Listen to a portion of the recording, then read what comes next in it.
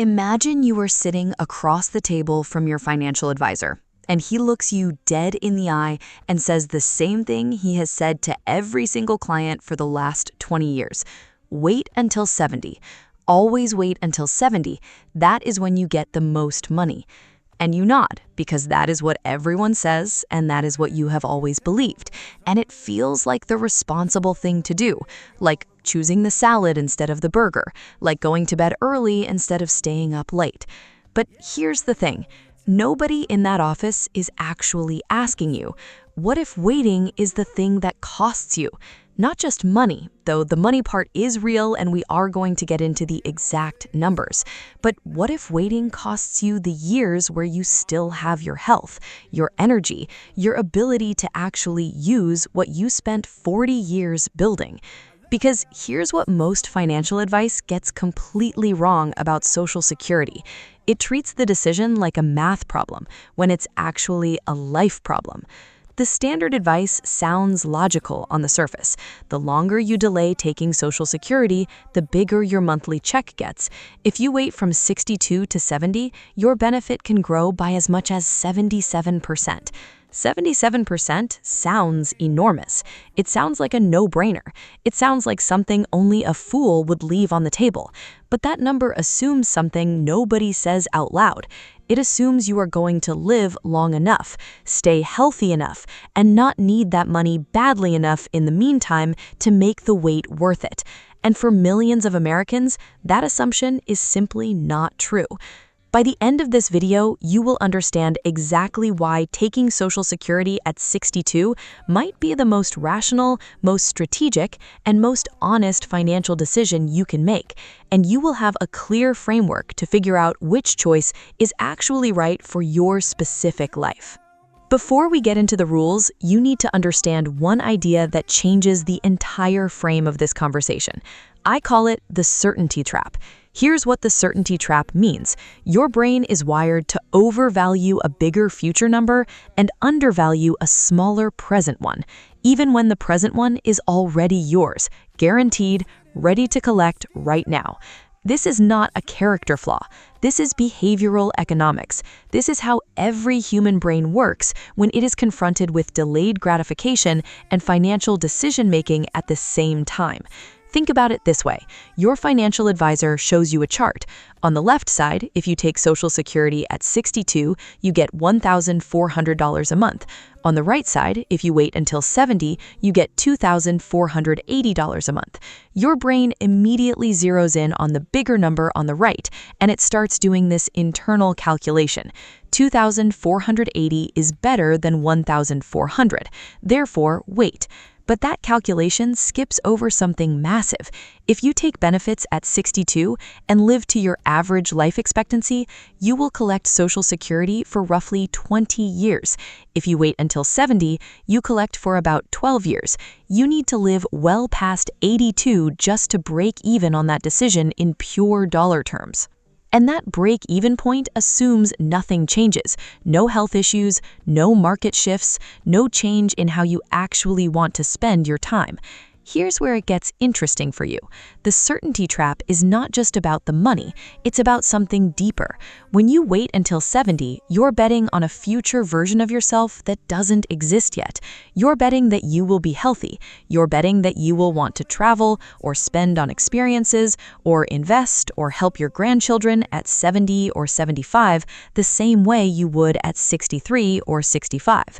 But study after study on retirement satisfaction shows that spending declines sharply after age 75, not because people are saving more, but because they physically can't do the things money is supposed to pay for. The money is real, but the life that money was supposed to buy, that window is much shorter than the spreadsheet suggests. What most people never realize is that Social Security at 62 is not the small option, it is the certain option. And certainty, especially about time, is one of the most underpriced assets in personal finance. Rule 1. Know your real break-even, not the advisor's version. The first thing you need to do is stop letting other people define what winning looks like in this decision. Every financial advisor will tell you the break-even point for delaying Social Security is somewhere around age 80 to 82. They are not wrong about the math, but they are framing the math in a way that benefits the advice, not you. Here is the real calculation. If you take Social Security at 62 at $1,400 a month, you receive $16,800 per year. By the time you reach 70, you will have already collected $134,400 in benefits. That's 8 full years of income you would have completely missed by waiting. To recoup that $134,400 through the higher monthly payment you get by waiting, you need to live past 82 just to break even on a pure dollar basis. Now ask yourself an honest question. What does your family health history look like? What is your current health status?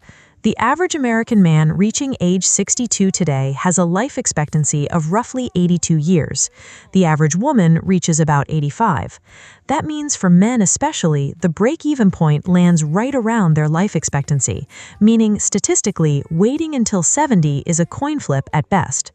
The heuristic your advisor uses assumes you are the statistical average who lives to 90 in perfect health with no financial pressure in between. If that is not you, and for most people it's not, the break-even math tells a completely different story. The consequence of not applying this rule is specific.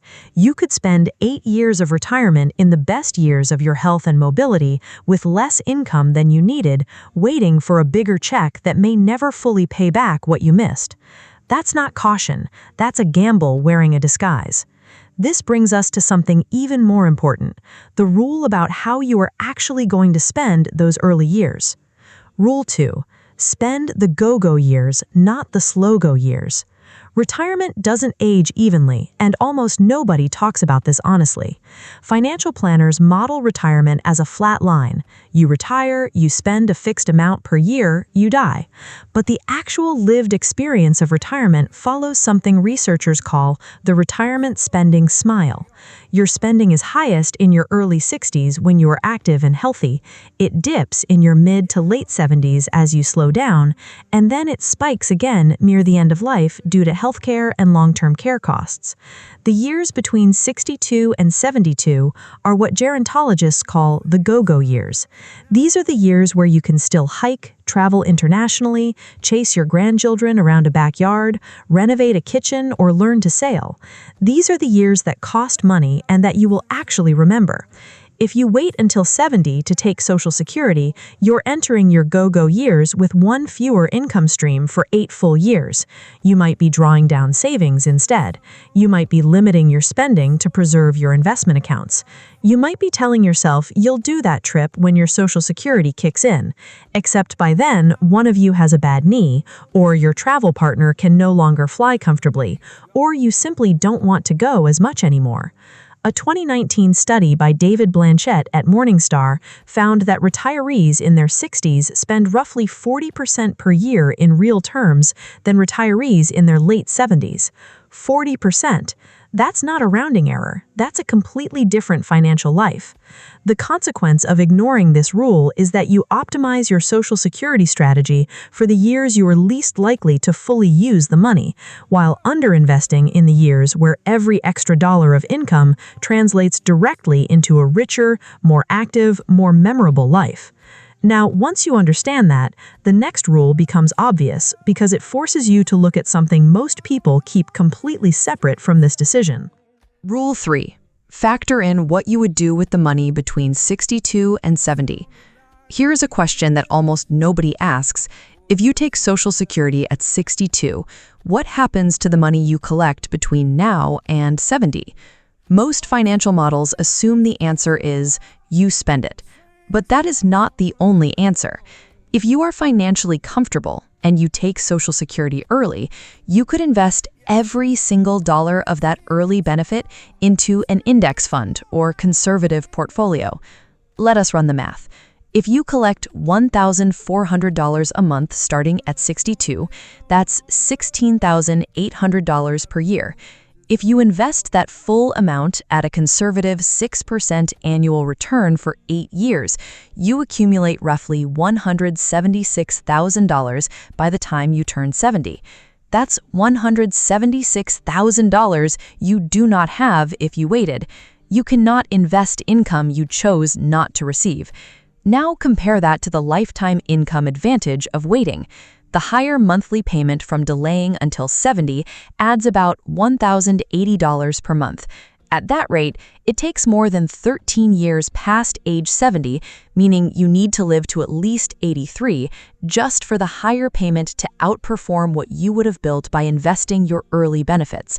The consequence of not thinking about this is that you leave a second lever completely untouched.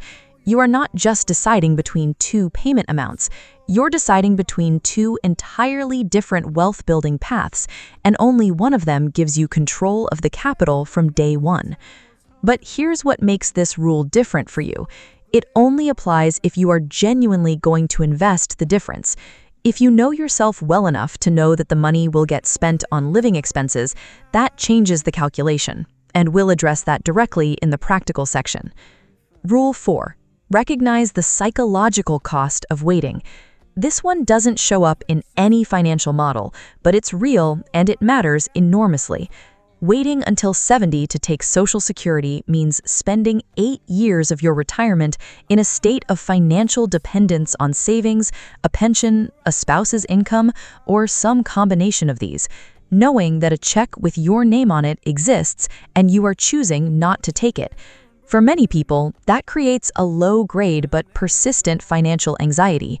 You track your account balances more carefully, you second-guess spending decisions, you feel like you're drawing down your future every time you pay for a vacation or a home repair.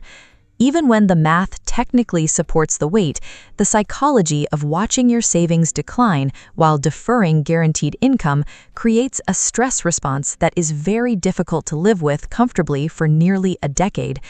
Research from the Boston College Center for Retirement Research shows that retirees who feel financially constrained in early retirement, regardless of their actual account balance, report significantly lower life satisfaction scores than those with consistent, reliable income.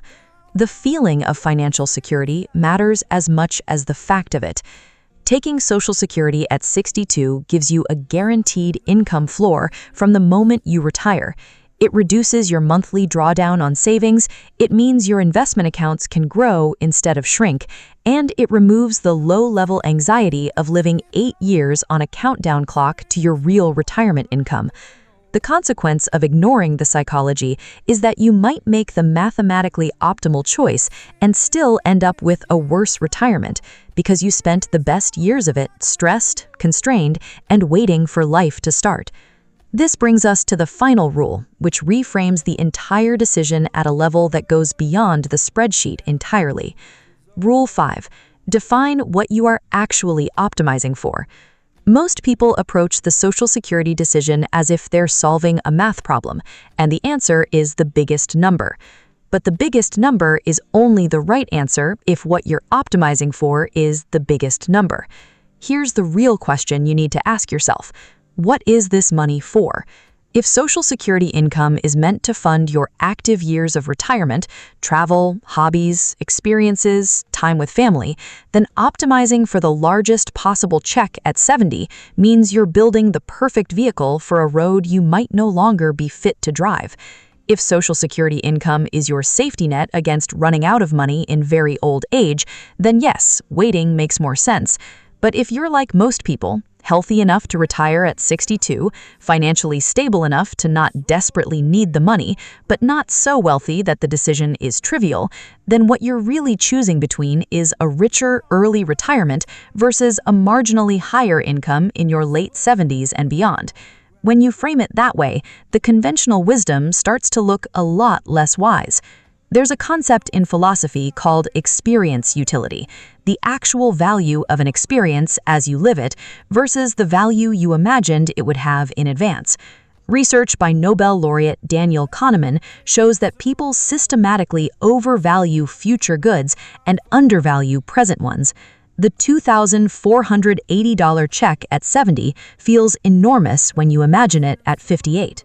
But the $1,400 check at 62, arriving every month while you are healthy and fully alive, might deliver far more actual utility than the bigger number that arrives when you are older, slower, and have fewer options for what to do with it. The consequence of not applying this rule is the most quietly devastating of all. You might win the Social Security game on paper and still look back at your early 60s and realize you spent them waiting for a life that was already available to you. Now let us turn everything you just learned into something you can actually do, starting this week. This week, you need to create your personal Social Security account at ssa.gov if you do not already have one, and you need to download your full earnings history and projected benefit statement. Do not estimate, get the real numbers for your specific life. Your break-even calculation, your investing scenario, your income floor analysis, all of it starts with knowing your actual projected benefit at 62, at 67, and at 70. This single action takes about 20 minutes and it will completely change how real this decision feels for you. This month, you need to sit down and honestly map out your expected spending in your first 5 years of retirement, because this is the number most people get completely wrong. Do not just guess a round number like $60,000 a year. Write down what your go-go years actually look like, the trips you want to take, the projects you want to do, the experiences you have been deferring, and attach real dollar amounts to them. Once you see what your early retirement actually costs, you'll know immediately whether $1,400 a month is a meaningful income supplement or a critical lifeline, and that distinction determines your entire strategy. This quarter, you need to run 3 specific scenarios side by side, taking benefits at 62, at your full retirement age, and at 70. For each scenario, model your total lifetime benefit assuming you live to 80, to 85, and to 90. Then add the investing scenario from Rule 3. What happens if you invest your early benefits at a 5% annual return? Do not rely on your advisor's default model for this. Build it yourself in a spreadsheet or use the SSA's own tools, because when you can see all 3 scenarios simultaneously, the right answer for your specific life becomes far more visible than any single number ever reveals on its own.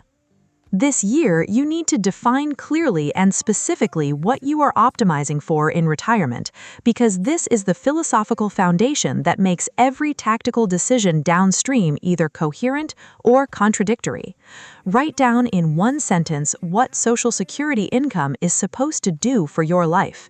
Is it an income floor? Is it travel money? Is it a legacy tool? Is it peace of mind?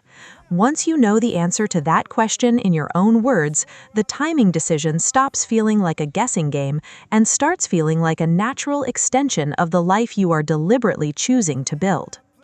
Remember the scene at the beginning, you sitting across from your financial advisor, nodding along to advice that sounds so logical it almost feels irresponsible to question?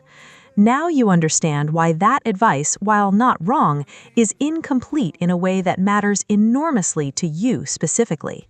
The advice to wait until 70 is built on one assumption, that more money later is always better than less money now. But you now understand that this assumption collapses the moment you factor in your actual life expectancy, your real spending patterns across different stages of retirement, the compounding power of investing early benefits, the psychological cost of deferring guaranteed income, and most importantly, what you actually want to do with the years you have.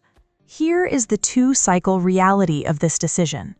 If you take Social Security early, invest or use it strategically, fund your go-go years fully, reduce your savings drawdown, and enter your 70s with both guaranteed income and a portfolio that was not depleted by 8 years of dependence, you enter a virtuous cycle where financial confidence compounds into life satisfaction, which gives you the freedom to make even better decisions from a position of security rather than scarcity. If you wait, watch your savings slowly decline, restrict your spending in the years when it matters most, and finally receive your larger check just as your health and mobility begin to fade, you risk entering a destructive cycle where the delayed gratification that was supposed to feel like wisdom ends up feeling like a trade you did not fully understand until it was too late to renegotiate. A study published in the Journal of Financial Planning found that for people in average health with modest savings, claiming Social Security at 62 and investing even a portion of the benefit resulted in greater total wealth at age 85 than delaying to 70 in approximately 60% of simulations. 60%! That is not a fringe position. That is the majority outcome for the majority of real people. And so here is the question I want to leave you with. Not a trick question, not a rhetorical device, but something worth sitting with genuinely.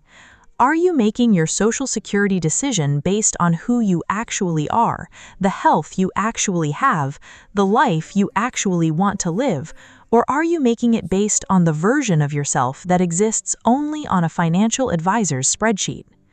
Because the best financial decision is never the one that looks best on paper. It is the one that fits the life you are actually living.